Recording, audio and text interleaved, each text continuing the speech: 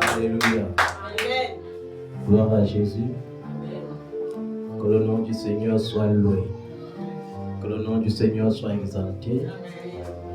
La Bible dit clairement que Dieu est le rémunérateur de ceux qui le cherchent. C'est-à-dire que tu as les problèmes parce que tu ne le cherches pas. Tu as les problèmes parce que tu te laisses préoccuper et distraire par tes problèmes. Est-ce que tu comprends ça, bien-aimé? Dieu ne peut pas dire quelque chose et faire le contraire.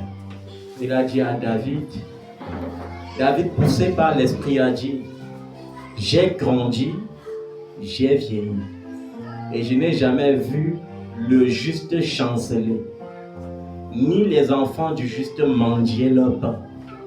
C'est-à-dire que si ta vie arrive au stade de la mendicité, c'est tout simplement parce que tu es déconnecté de Dieu. Vous savez, il y a des gens qui sont déconnectés, mais qui ne savent pas qu'ils sont déconnectés. Il y a des gens qui pensent qu'un jour ils vont rétrograder. Pourtant, ils ont déjà même rétrogradé. Amen. Est-ce que vous comprenez ça? Jésus est le berger et il a dit, parce qu'il est le berger, nous ne manquerons de rien. Quand tu lis le psaume 23, tu comprends que David, un homme ordinaire, mais au service de Dieu, a pu servir Dieu. C'est pourquoi il pouvait dire librement, l'Éternel est mon berger, je ne manquerai de rien. L'Éternel est mon berger, je ne manquerai de rien. Si l'Éternel est ton berger, alors tu ne manqueras de rien. S'il est ton berger, il te fera marcher sur des sentiers bien élevés. Il te donnera des verts pâturages. Il te conduira près des eaux paisibles. Est-ce que tu comprends ça? Et lorsque tu traverseras la vallée des Baca, tu n'auras rien à craindre. La Bible dit au sujet de la crainte ou de la peur que la crainte n'est pas dans l'amour. Parce que la crainte suppose un châtiment. C'est parce que souvent, toi-même tu sens que tu n'es pas avec Dieu, que tu as peur. Les gens qui ont constamment peur de l'ennemi sont les gens qui sont sûrs, qui jouent double jeu. Ça veut dire qu'ils sont un peu avec Jésus, et un peu avec le monde, et un peu avec les traditions humaines, et un peu avec les idoles, et un peu avec les figurines. Or, Jésus te dit, celui qui met la main à la charrue et qui retourne en arrière n'est pas digne de moi. Yes. Est-ce que tu comprends ça, bien-aimé? J'ai aimé cette exhortation. Lorsque tu sais l'Éternel, c'est lui-même qui envoie les armes devant toi pour détrôner tes ennemis, pour les chasser loin de ta face. C'est lui-même qui s'assure de t'offrir le pays en entier. On n'a pas dit le pays partiellement. Et certains me diront, c'était valable pour Israël. Et je dirais, tu es destiné à la nouvelle Jérusalem. Tu es destiné à la belle cité de Salem. Amen. Alléluia. Amen. La Jérusalem d'en haut, c'est pour toi. Mais avant d'aller en haut, Jésus t'a dit que tu vivras d'abord ces bonnes choses ici-bas avant de t'en aller. Alors, peu importe l'accomplissement des prophéties, moi je sais et je suis convaincu que l'église de Jésus-Christ n'a pas encore été enlevée. Alors je refuse de vivre la grande tribulation qui a été prévue pour ceux qui ne seront pas enlevés. Je refuse de vivre la grande tribulation parce que ce n'est pas à cela que le Seigneur m'a appelé. Il ne m'a pas prédestiné à la grande tribulation. Il a dit à Pierre, il n'y a personne qui ayant abandonné sa famille, ses amis, ses relations, à cause de mon nom, je précise bien à cause du nom de Jésus. Parce que parfois tu crois que tu as tout abandonné, mais parfois tu as tout abandonné pour tes propres ambitions. Mais lorsque tu as tout abandonné réellement pour la cause du nom de Jésus, alors il te donne tout ce que tu as abandonné et il te donne au centuple. Considérons Job, lorsqu'il a perdu tous ses biens. Ses amis ne pouvaient que le consoler en disant, c'est parce que tu étais un pécheur que tu as permis que tous ces malheurs t'arrivent. Mais après ça, la Bible dit qu'il a été 3 fois plus riche que par le passé. Amen. Parce que Dieu est un Dieu qui restaure. Si Jésus est mon berger, je ne manquerai de rien. Alléluia. Je ne manquerai quoi? De rien. Dans Romains chapitre 8, voyons comment l'apôtre Paul exprime son amour, sa dévotion pour Jésus. On le fouettait souvent, on le mettait souvent en prison, on l'interdisait de prêcher l'évangile, mais il prêchait davantage. Même quand on le jetait en prison pour l'intimider, la prison n'était pas un lieu où il allait se cacher pour pleurer. C'était un lieu où il allait continuer d'exalter le Seigneur et de prêcher encore plus haut. Vous avez vu par exemple lorsqu'on l'avait enfermé en Italie dans une prison, la Bible dit il a tellement louangé avec son collègue c'est Barabbas, au point que les fondations de la prison se sont ébranlées. Est-ce que tu peux encore louer Dieu de cette façon plutôt que de pleurnicher? Quelqu'un est en prison, il ne connaît même pas encore son sort. Parce que lorsqu'on te jetait en prison pour rébellion, parce que lorsque tu parlais de Jésus, on te prenait pour un rebelle. Ton sort, c'était soit les coups de fouet, soit la pendaison, soit la crucifixion, soit l'empoisonnement. De toutes les façons, ton sort n'était pas bon du tout. Mais malgré cela, le gars avait confiance en celui en qui il avait cru. Est-ce que tu as confiance en ce Jésus en qui tu as cru? Je ne pense pas. Si tu avais confiance en Jésus, tu ne serais pas tellement en train de pleurer et pleurnicher tous les jours. Parfois, tu dis que tu souffres et je ris. Parce que si on te fait voir réellement ceux qui souffrent, tu n'aimerais même pas penser un instant que tu avais un jour souffert. Il y a des gens qui souffrent, bien aimé. Il y a des gens qui souffrent plus que l'esclavage qui était à l'île de Palmos. Vous savez, l'apôtre Jean a été enfermé à l'île de Palmos. Et c'est dans cette île qu'il avait reçu la vision apocalyptique. Et l'île de Palmos, c'était le calvaire vivant. Parce qu'il fallait briser les rochers sous le soleil à longueur de journée. Ce n'était pas facile. Et sous les chaînes, ce n'était pas facile.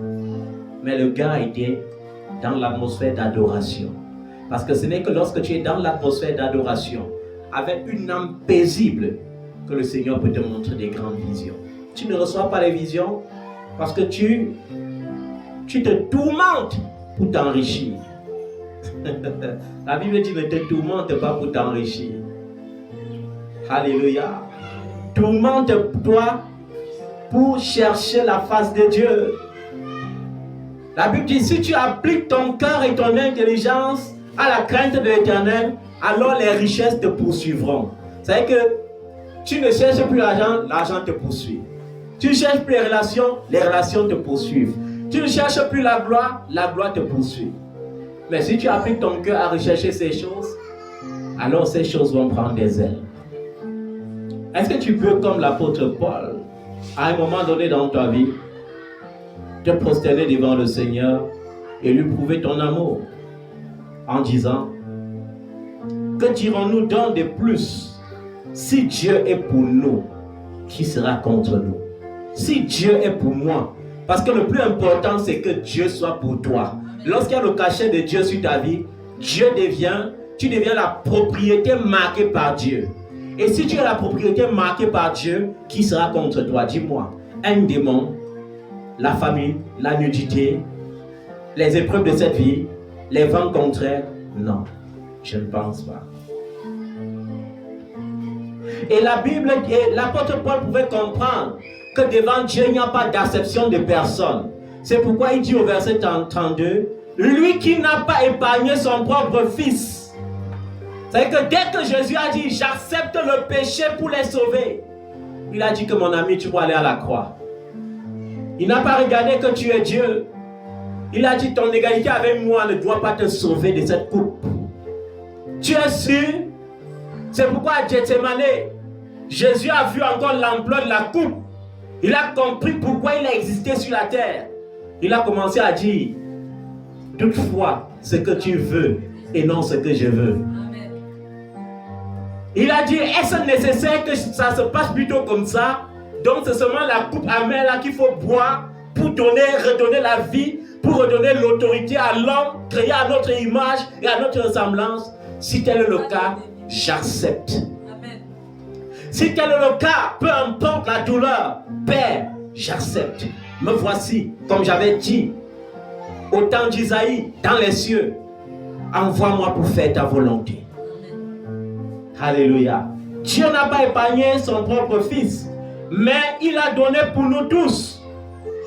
Comment ne nous accorderait-il pas aussi tout avec lui? Si Jésus a payé un si grand prix, un prix si fort, pour que tu aies encore l'image réelle de Dieu, pour que tu aies encore accès au jardin d'Éden, pour que tu aies encore accès à la création, pour que tu domines encore sur les poissons dans les eaux, pour que tu domines encore sur les animaux sur la terre, pour que tu domines encore sur les oiseaux qui volent dans le ciel. S'il a payé ce prix, comment Dieu ne te donnera pas ce pouvoir avec lui? Comment? Et si c'est même la peur, il te dit au verset 33, qui accusera les élus de Dieu? Qui accusera ceux-là que Dieu a choisis? C'est Dieu qui les a déclarés justes. Et si Dieu m'a déclaré juste, qui me condamnera? Puisque Jésus a payé le prix par sa mort, il n'est pas seulement mort, il est ressuscité. Il est assis à la droite de Dieu et il intercède encore pour moi. Alors qui peut m'accuser? Qui peut me condamner? Alléluia. Et quand tu connais ces choses, tu dois t'attacher fortement à ton Dieu. Parce qu'en lui se trouve la sécurité, en lui se trouve la vie, en lui se trouve la victoire. Alléluia. C'est pourquoi il dit au verset 33, au verset 35, qui nous séparera de l'amour de Christ? Ne voyons pas comment les apôtres aujourd'hui, les prophètes aujourd'hui se vantent d'être apôtres et prophètes.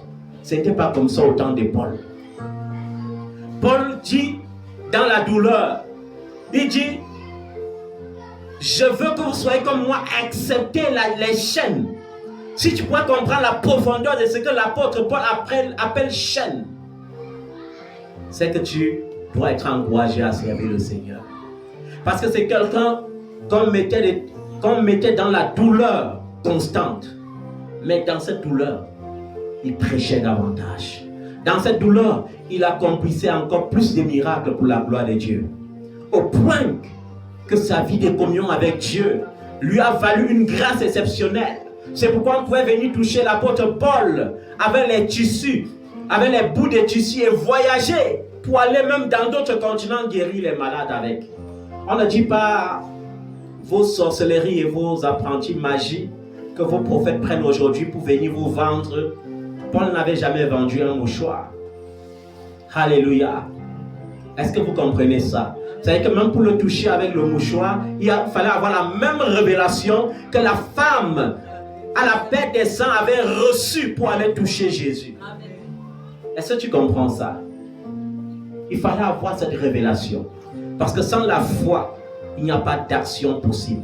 Sans la foi, il n'y a pas de miracle possible. Sans la foi, il n'y a pas de puissance surnaturelle possible. Sans la foi, il n'y a pas la manifestation du surnaturel. C'est impossible. Est-ce que tu as la révélation? Est-ce que tu as cette révélation? Mais malgré ça, il dit qu'il nous séparera de l'amour de Christ. Est-ce que c'est la détresse? Est-ce que c'est l'angoisse? Est-ce que c'est la persécution? Est-ce que c'est la faim? Est-ce que c'est la nudité? Est-ce que c'est le danger ou l'épée? Est-ce que c'est le fait qu'on va sortir une loi qui va dire on ne veut plus entendre parler des chrétiens? Une loi qui va dire on ne veut plus entendre parler de Jésus. Il dit non, rien de tout cela ne peut me séparer de l'amour de Christ. Alléluia. Il précise bien que c'est à cause de ces choses qu'il est écrit. C'est à cause de toi qu'on nous met à mort à longueur de journée, qu'on nous considère comme des brebis destinées à la boucherie. Et il dit au verset 37, au contraire, dans tout cela, nous sommes plus que vainqueurs grâce à celui qui nous a aimés. Et celui qui nous a aimés, c'est qui? C'est Jésus. En effet, j'ai l'assurance que ni la mort, ni la vie, ni les anges, ni les dominations, ni le présent, ni l'avenir, ni les puissances, ni la hauteur, ni la profondeur, ni aucune créature ne pourra nous séparer de l'amour de Dieu manifesté en Jésus-Christ, notre Seigneur. Ça veut dire que s'il y a quelque chose qui peut te pousser à l'abandon, tu n'as jamais connu le véritable. Est-ce que tu comprends ça? La rétrogradation n'existe pas. C'est une idée inventée par Satan. Lorsque tu crois même que tu as rétrogradé, pourquoi Satan pousse certains à croire qu'ils ont rétrogradé? Parce que Satan utilise des armes pour empêcher une seule chose, que le chrétien soit en communion avec le Père. Parce que si tu es constamment en communion avec le Père, tout ce qu'on vient de citer, ça sera ta portion. Le Père doit faire de tes combats ses combats. Il doit faire de tes défis ses défis. Il doit faire de tes problèmes ses propres problèmes. Tu seras comme la prunelle de ses yeux. Et il ne veut pas ça. Parce que lorsque ce genre de communion est établi entre chrétiens, entre fils et père, lorsque tu es le fils de ton Père céleste, non, le monde des ténèbres est en danger. C'est pourquoi aujourd'hui, Satan a compris le principe avec les chrétiens. Parfois, il te comble des bénédictions, tu crois que c'est Dieu qui t'a même comblé. Quand il voit que les bénédictions peuvent te distraire, il te comble des bénédictions. Pourquoi? Parce qu'il veut que le temps que tu n'avais pas à tirer les belles voitures, que tu sois toi en train de penser comment acheter une belle voiture, une belle maison, le temps que tu méditais la parole, il veut que tu sois en train de fouiller les profondeurs de la nouvelle technologie avec les nouveaux téléphones, les nouveaux smartphones et autres. Il veut que tu passes du temps à regarder la télévision. Et s'il voit que la bénédiction ne peut pas te distraire, il t'apporte la misère. Et dans cette misère, il te pousse à travailler acharnement parce qu'il veut que le soir, lorsque tu rentres, que ton corps soit tellement fatigué et que tu te couches et que tu dors. Parce qu'il sait que lorsque tu as la force pour dévancer les veilles, tu as la victoire. Lorsque tu as la force pour dévancer l'aurore, tu as la victoire. La Bible a montré les hommes de grande victoire. Les hommes de grande victoire dans la Bible sont des hommes avec qui Dieu pouvait se vanter dans le ciel.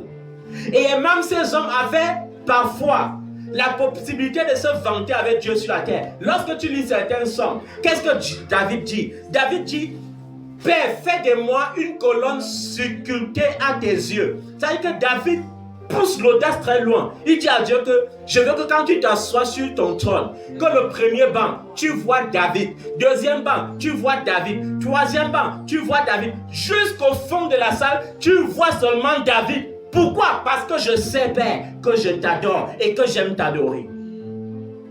Ce n'est pas à cause de la royauté que je t'adore. Je t'adore parce que je suis ton sacrificateur. Je laisse la royauté. Je suis sacrificateur. Je vais t'adorer. C'est pourquoi lorsque David voulait danser pour l'Éternel, parfois il dansait jusqu'à la tunique royale tombait. Il ne se rendait pas compte.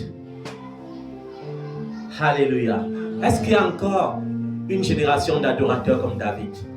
C'est pourquoi Dieu, il pouvait se vanter. Il dit au prophète Samuel, va chez Jéthé, va dans la maison de Jéthé. Jéthé qui est aussi Isaïe. Dans sa maison-là, tu prendras un roi à la place de Saül que j'ai rejeté. C'est un homme selon mon cœur. Un homme qui a quoi? Mon cœur. Ça, Dieu se vante avec lui. C'est pourquoi au temps où Lucifer avait encore accès au ciel, lorsqu'il rentre, parce que chacun donne son rapport, Dieu est un Dieu qui attend les rapports. C'est pourquoi j'ai pitié des hommes de Dieu qui se vantent seulement à dire j'ai une foule, j'ai un ministère qui a 1 million, 10 millions d'âmes. Mais est-ce que ces 10 millions d'âmes sont sauvées? C'est ça le problème. Je préfère, Seigneur, que tu me donnes 2 qui sont réellement sauvés pour que lorsque je vais arriver auprès de toi, quand je donne le rapport, je n'ai perdu aucun de ceux que tu m'as donnés. Amen. Est-ce que tu comprends ça, bien-aimé? Alors, lorsqu'on donnait le rapport, Lucifer est passé. Et Dieu lui dit, as-tu remarqué mon serviteur Job? Oh là là. Quand Dieu se vante avec toi, est-ce que tu sais Dieu de manière à ce que Dieu puisse se vanter avec toi? Quand Dieu se vante devant les chérubins, il dit, as-tu remarqué mon serviteur Job? Un homme intègre. Et Lucifer a dit quoi? C'est parce que tu l'as comblé. Il a une belle femme, il a 10 enfants, il a les milliards dans les comptes bancaires, il a les affaires qui prospèrent. Il a dit, va prendre tout ça, tu vas voir, il va rester tout intègre. Est-ce que tu aimes Dieu de tout ton cœur? Ou bien tu l'aimes à cause d'un bien que tu as reçu? Ou bien à cause d'un bien que tu recherches? C'est que tu as échoué. Alléluia. L'apôtre Paul, encore dans 2 Corinthiens chapitre 4, 2 Corinthiens chapitre 4, ah, l'apôtre Paul, j'ai combattu le bon combat, j'ai achevé ma course, je sais désormais que la couronne de gloire m'attend dans le ciel. Je suis pressé des 2 côtés. J'ai le désir de m'en aller et d'être avec lui, ce qui sera d'ailleurs meilleur. Mais à cause de vous, il faut que je reste encore. Et nous voyons l'apôtre Paul encore dans 2 Corinthiens chapitre 4, au verset 9. Je vais dire, à partir du verset 7, je vais lire. Nous portons ce trésor dans des vases de terre, afin que cette puissance extraordinaire soit attribuée à Dieu. Qu'est-ce que Paul appelle ici vase de terre? Il appelle ça ce corps. Ce corps-ci, c'est rien. Nous aimons l'embellir, mais il n'est rien. On embellit quelque chose qui va mourir demain. Un corps n'a de valeur que lorsqu'il respire encore. Même s'il meurt tout de suite, si tu ne le mets pas à la mort, mets tous les parfums que tu voudras, il doit sentir plus que ce parfum. Est-ce que tu comprends ça? Mais il dit, nous portons ce trésor, c'est-à-dire cette puissance surnaturelle dans des vases de terre. Pourquoi? Parce qu'il faut que nous nous rappelons que cela ne vient pas de nous. J'ai pitié des hommes de Dieu qui disent, c'est moi le Tout-Puissant, c'est moi qui fais les miracles, je suis le plus grand prophète, je suis le plus grand apôtre. Tu es le plus grand. Est-ce qu'on exprime la grandeur et la bouche? C'est le Seigneur qui approuve, ce n'est pas les hommes. Tes oreilles vont t'acclamer par ignorance lorsque tu dis ça. Mais est-ce que tu as reçu l'acclamation du ciel? Il y a des gens qui parlent des anges alors qu'ils n'ont jamais vu les anges. Ils voient seulement le brouillard, ils voient seulement les nuages. Et ils pensent qu'ils ont vu le ciel. Celui qui a vu le ciel ne sait même pas exprimer comment le ciel est. Parce que tellement il est merveilleux. Alléluia. Amen. Afin que la gloire de cette puissance soit attribuée à Dieu et non à nous. Nous sommes pressés de toutes parts, mais non écrasés. Inquiets, mais non persécutés. Persécutés, mais non abandonnés. Abattus, mais non anéantis. Nous portons toujours avec nous dans notre corps l'agonie du Seigneur Jésus, afin que la vie de Jésus soit aussi manifestée dans notre corps. Amen. En effet, nous qui vivons, nous sommes sans cesse livrés à la mort à cause de Jésus, afin que la vie de Jésus soit elle-même aussi révélée dans notre corps mortel. Ainsi, la mort est à l'œuvre en nous et la vie en vous. Est-ce que vous comprenez comment il décrit les hommes de Dieu? Comme les gens qui meurent constamment, qui éprouvent la mort constamment pour donner la vie. Mais qu'est-ce que vous faites de cette vie? Qu'est-ce que vous faites de cette vie? Je vais te dire une chose. Parfois, nous accusons le diable alors que c'est nous-mêmes Le diable a compris le principe. Il sait que l'église aujourd'hui n'est focalisée que sur les biens matériels. Chacun désire seulement s'enrichir. Chacun désire seulement régner. Alors qu'est-ce qu'il fait? Il t'offre le monde comme distraction. Il t'offre trop d'occupations pour te distraire. Tu travailles au point que même les vacances, tu n'as plus parce que quoi? Il faut que tu prennes les vacations pour avoir le maximum d'argent. À la fin, même jouir de la gloire de cette richesse que tu as amassée, tu n'as plus les forces. Parce que tellement le corps est épuisé. Et ça me fait penser à Salomon lorsqu'il disait vanité des vanités. Vanité des vanités.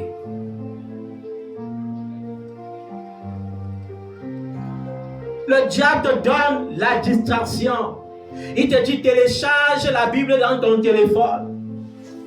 Et quand tu télécharges la Bible dans ton téléphone, au moment de lire, tu dis je vais faire les recherches. Tu mets la connexion des données. Alors, pendant que tu fais tes recherches, Google t'apporte aussi les informations quotidiennes pour te distraire en même temps. Et tu te trouves départagé. Est-ce que tu apprends à lire la Bible telle qu'elle est écrite dans le livre? Amen. Est-ce que tu apprends à tes enfants à lire la Bible? Ou bien tu les dis télécharger dans le téléphone? Et vous voyez comment le téléphone et la technologie ont rendu les gens sots et idiots en même temps dans cette génération. Parce que quelqu'un peut avoir un problème qui veut même le détruire. Mais comme il est habitué maintenant à appeler seulement à WhatsApp, il convertit seulement son crédit en Internet et il oublie que les bonnes informations et les informations urgentes, tu dois faire même des appels directs. Et il t'appelle sur WhatsApp, et j'aime WhatsApp parce que même lorsque tu appelles quelqu'un et que même son téléphone est éteint, ça fait comment? Ça sonne. Ça fait comment? Ça sonne. Chez toi, ça montre que ça sonne. Même si la personne n'est pas connectée, ça va quand même sonner chez toi. Et après, tu vas dire, j'avais tel problème, tu n'avais pas vu mes appels. Alors que peut-être la personne n'est même pas allée sur WhatsApp il y a de cela un mois. Vous avez vu comment l'ennemi a tout pour vous distraire, a tout pour vous rendre abrutis. Dieu désire que tu sois sage. Amen. Dieu désire que tu sois comment? Sage. Et pourquoi le roi Salomon pouvait dire appelle l'intelligence ta sœur et la sagesse ton ami. Appelle quoi? L'intelligence, ta sœur, la sagesse, ton ami. Est-ce que tu recherches la sagesse? Comme l'apôtre Jacques dit, si quelqu'un manque la sagesse, qu'il demande à Dieu, qu'il donne sans reprocher, mais qu'il demande avec quoi? Avec foi. Et il dit, celui qui demande sans foi est comme quoi? Comme les vagues d'eau agitées de part et d'autre par le vent. Parfois ta vie est agitée de part et d'autre parce que tu n'as pas la foi. Quand tu lis d'Éphésiens, on dit que quoi? C'est le bouclier de la foi qui te fait résister dans les mauvais jours. Est-ce que tu as la foi? Est-ce que tu as la foi pour résister dans les mauvais jours? Parce que si tu penses qu'en Jésus, la vie est seulement rose, je vais te dire qu'il y a les mauvais jours. Il dit qu'il y aura des temps difficiles. Alléluia. C'est biblique. Mais aujourd'hui, les pentecôtistes ont dit il n'y aura pas de temps difficiles. Je confesse qu'il n'y aura pas de temps difficiles. Ça veut dire que je prends la gomme, j'efface à partir là dans la Bible au nom de Jésus. Amen. Je prends la Bible, je prends ma gomme, j'efface ça. Amen, amen. Et ils sont là comme des abrutis. Ils crient, ils ont mal à la tête. Ils crient encore plus fort au point que la tête finit de faire mal. Ça finit encore seul, ça guérit encore seul. Le lendemain, ils se trouvent encore dans les temps difficiles pour crier encore. Parce qu'ils refusent d'accepter la vérité. Accepte la vérité et non les demi-vérités. Le diable désire que tu vives dans les demi-vérités. Parce qu'il sait que les demi-vérités ne te sauveront jamais. Si tu dis au diable que Jésus est ressuscité, il va dire que c'est une vérité. Mais en réalité, c'est une demi-vérité. Si Jésus était seulement ressuscité, c'est que tu n'as même pas droit à la gloire. S'il n'était pas monté au ciel, est-ce que tu auras la gloire pour le pouvoir de régner sur la terre? Jamais. Jamais. Jésus est mort. Je suis mort avec Jésus. C'est une vérité. Mais j'ai été aussi enseveli avec lui. C'est une vérité. Dieu m'a ressuscité avec lui. C'est une vérité. Mais il m'a fait asseoir avec lui. Et c'est ça le plus important. Il m'a fait asseoir avec lui où? Dans les lieux célestes. Est-ce qu'on peut gouverner sans avoir le trône? Est-ce qu'on peut régner sans avoir la couronne? C'est impossible. C'est impossible. Est-ce que tu règnes avec lui? Est-ce que tu règnes avec Jésus? Parce qu'il est le berger. Il est le bon berger. As-tu réellement entendu sa voix? Ou bien c'est la foi des évangiles hérésiques?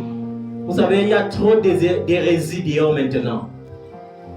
On prêche aux gens, viens à Jésus. Quand on va te baptiser, tous tes problèmes là vont finir. Tous tes problèmes vont disparaître. La pauvreté là, ça va devenir directement la richesse. Tu vas voir comment, ils ont pris Jésus comme un marabout.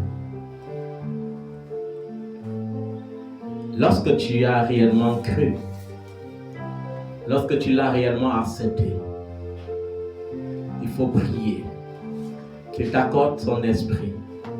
Parce que c'est par son esprit que tu auras le renouvellement de l'intelligence. C'est dans le renouvellement de l'intelligence que tu discerneras ce qui est bon, ce qui est utile, ce qui est parfait, ce qui est pur, ce qui est saint, ce qui est digne d'approbation. Parce qu'une chose est sûre, lorsque tu nais de nouveau, ton intelligence n'est pas encore renouvelée. Et lorsque tu entres dans les profondeurs, tu penses comment tu as grandi. Parce que l'une des armes que Satan utilisera encore aussi avec, c'est quoi? C'est la culpabilité. Il y aura des moments où le diable va te rappeler que tu étais allé faire les sacrifices sous un arbre là-bas au village. Il y aura des temps où le diable va te rappeler que tu étais allé chez un marabout, il t'a fait passer par le feu. Il y aura des moments où le diable va te rappeler que tu avais mangé les viandes sacrifiées au crâne et que tu avais mangé avec beaucoup d'appétit. Mais si tu n'as pas la révélation, tu vas commencer à focaliser tous tes problèmes sur ça et dire je n'arrive pas à avancer parce que ces choses me poursuivent. Mais je vais te dire aujourd'hui, les choses anciennes sont passées. Toutes choses sont devenues nouvelles.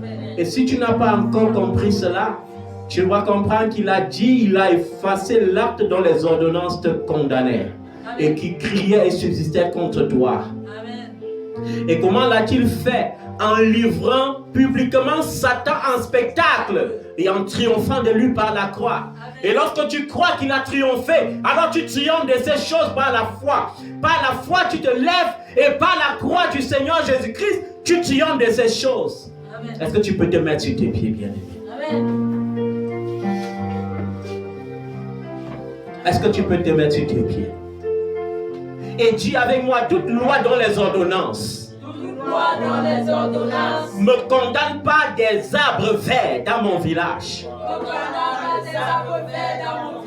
Tout rituel que j'ai contracté, consciemment ou inconsciemment, avec les bois d'idoles dans mon village, cela est effacé aujourd'hui par la puissance du sang de Jésus. Tout acte dans les ordonnances me condamne par les viandes sacrifiées aux idoles. Aujourd'hui, par le sang de Jésus, je déclare cet acte effacé.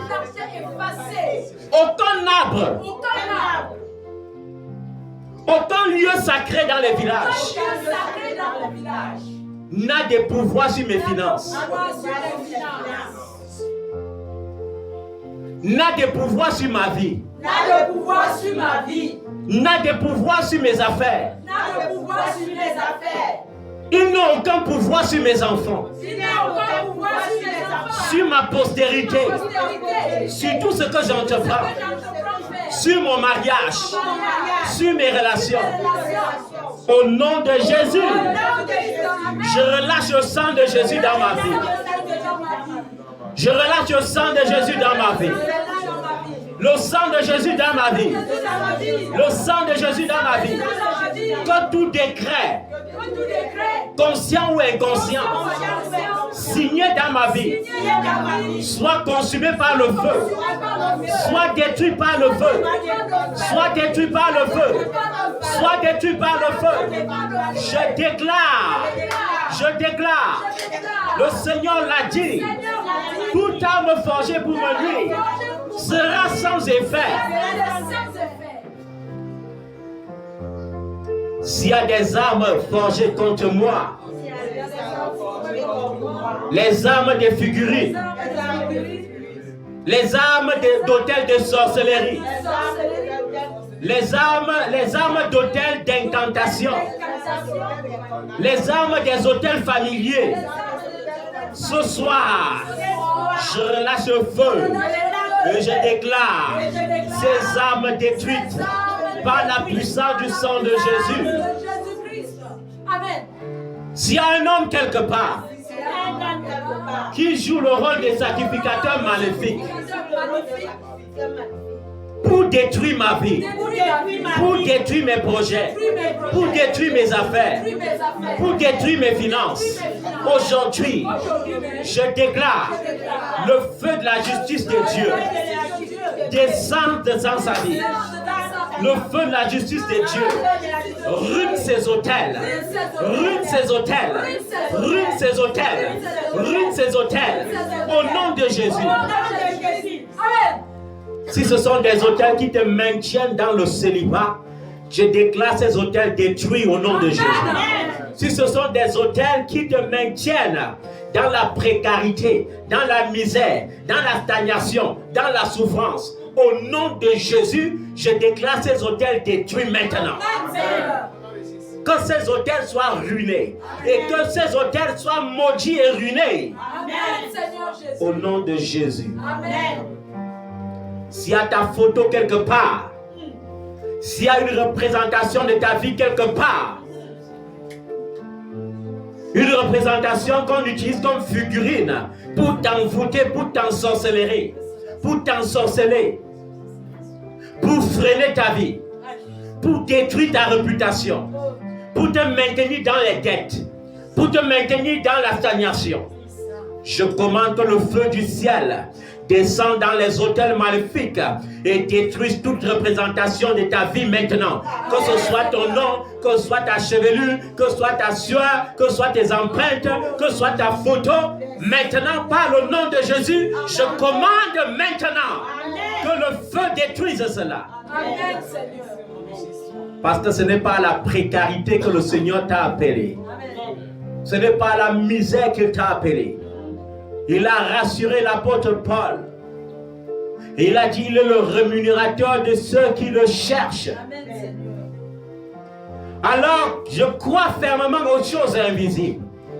Et parce que je crois fermement aux choses invisibles, Dieu les rendra visibles dans ma vie. Amen. Parce que je ne peux pas être heureux dans les cieux et être malheureux sur la terre. Je ne peux pas être riche dans les cieux et être pauvre sur la terre. Je ne peux pas être loué dans les cieux et être ridiculisé sur la terre. Non. Non, Seigneur. Tu as payé le prix. Amen. Tu as payé le prix. Amen. Dieu ne t'a pas épargné. Dieu ne t'a pas épargné. Tu es mort à la croix. Et non seulement tu es mort, tu es descendu dans le tombeau. Et non seulement tu es descendu, mais 3 jours après tu as été ressuscité. Non seulement tu es ressuscité, mais tu es monté. Et à la droite de la majesté divine, tu intercèdes pour moi de jour comme de nuit. Alors Père, je prie que par l'intercession de Jésus-Christ, que j'ai la vie sur cette terre. Que par son intercession, que j'ai la victoire. Par son intercession, que les portes fermées commencent à s'ouvrir. Que par son intercession, la gloire de Dieu descende sur ma vie. La gloire de Dieu me touche. Parce qu'il est le bon berger. Amen, Seigneur. Tu es le berger, nous ne manquerons de rien.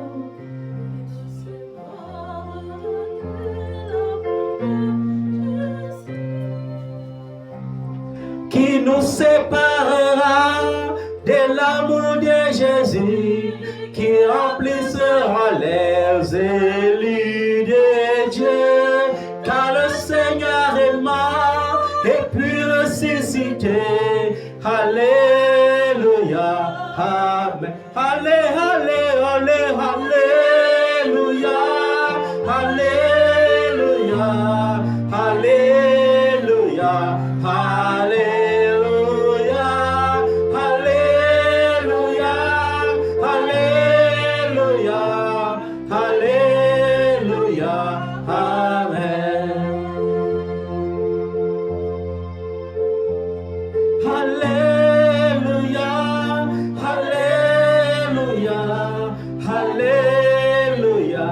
Alléluia, Alléluia, Alléluia, Alléluia, Amen.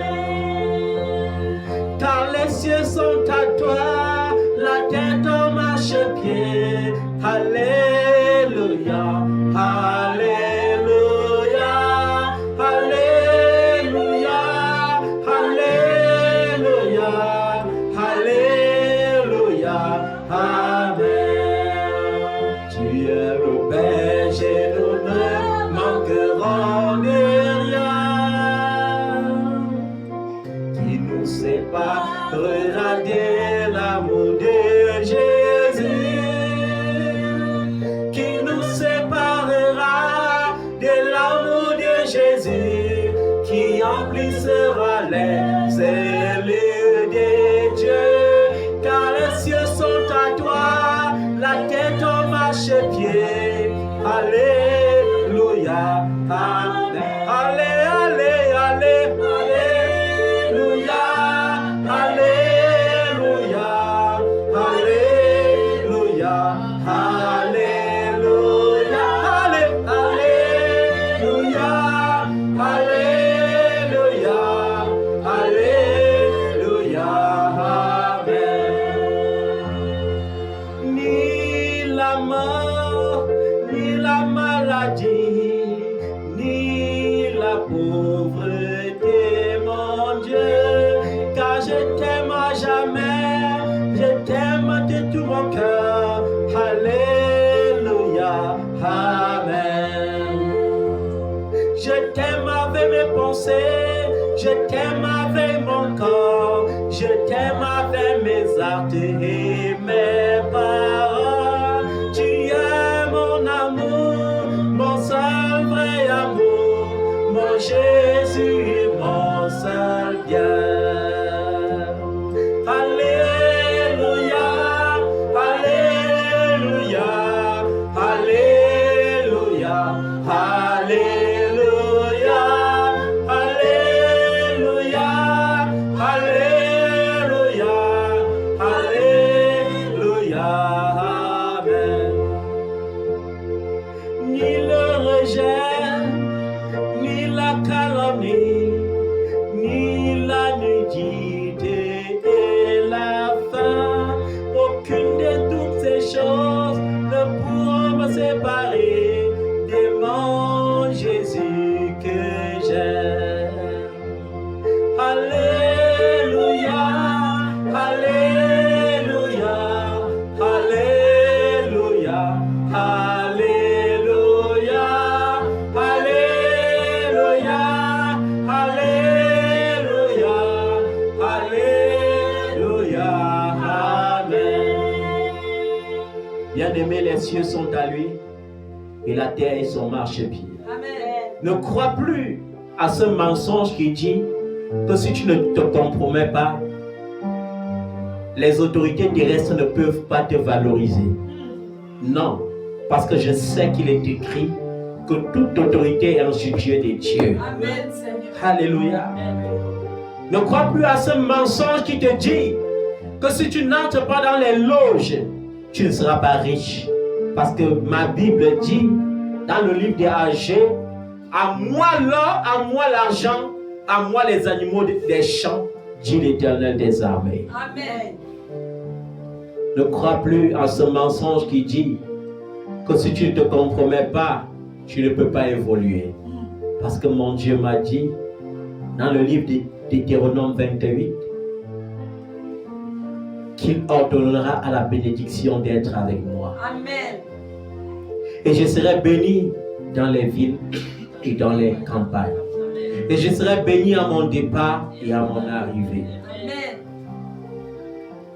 Et ma cruche sera pleine et mon grenier sera plein. Amen. Dans ma maison, le lait débordera, le miel débordera. Amen. Mon Jésus est suffisant pour moi.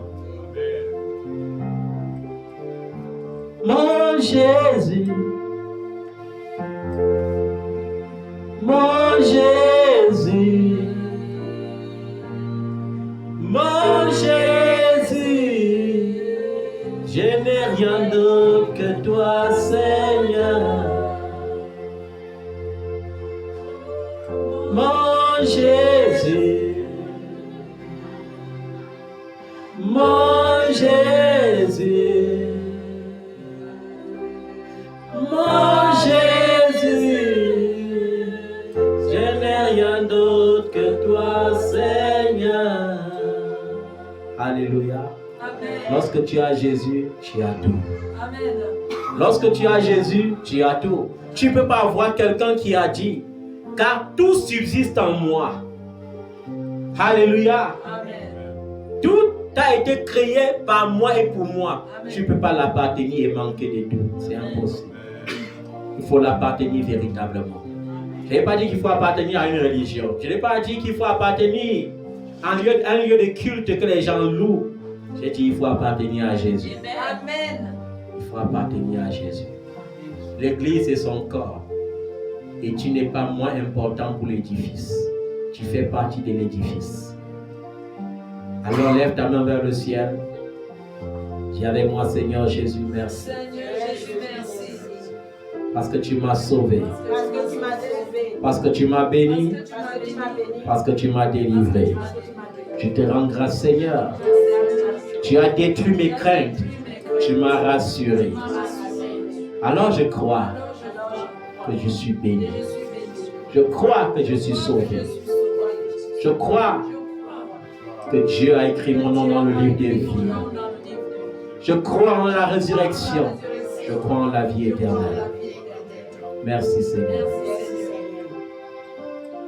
Et que tout ce qui vit loue l'Éternel. Et que tout ce qui m'appartient loue l'Éternel. Amen, Seigneur. Merci Seigneur. Merci de nous avoir rassurés, de nous avoir couverts par ton sang précieux. Merci Seigneur. Au nom de Jésus. Amen. Adorant Jésus. Adorant Jésus.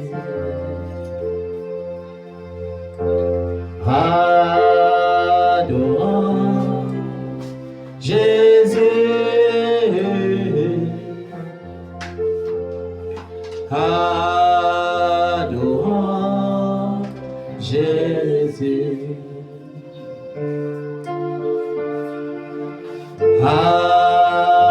Adorant Jésus.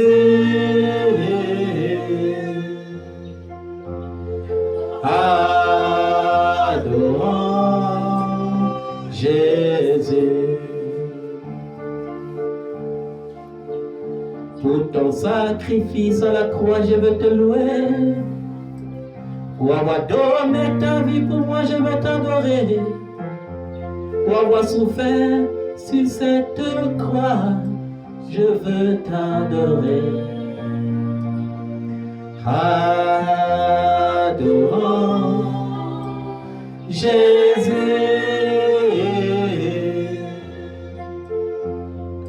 Adorant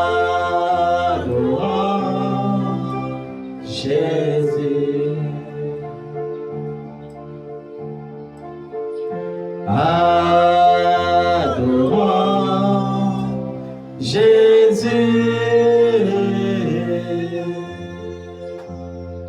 Adorant Jésus. Tu as payé le prix à ma place. Tu as supporté le fouet à ma place. Tu as été défiguré, je veux t'adorer. Pour ton sacrifice à la croix, je veux te louer. Pour ce froid tombeau, je veux t'adorer. Pour avoir libéré les captifs, je veux t'adorer. Adorant Jésus.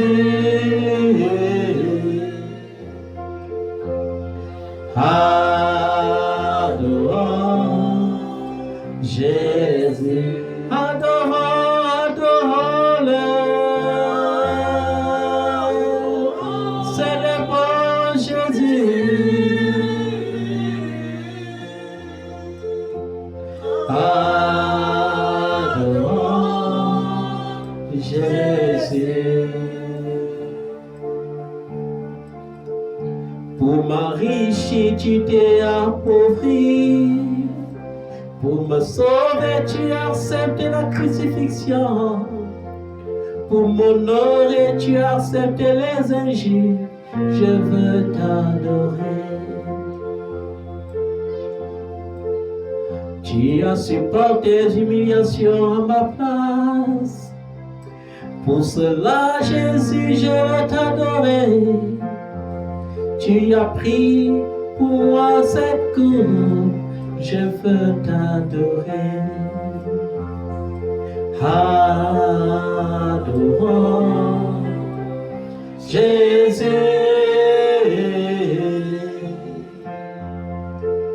Adorons Jésus. Est-ce que tu peux l'acclamer?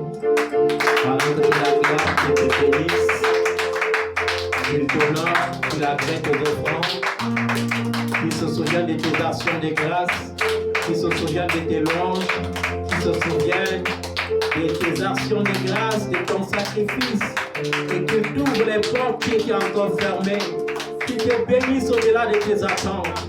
Il peut te bénir au-delà de tes attentes. Il a dit, il donne au-delà de ce que tu penses ou demandes.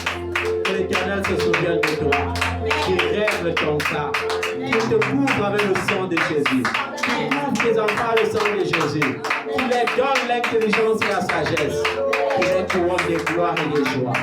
Au nom de Jésus.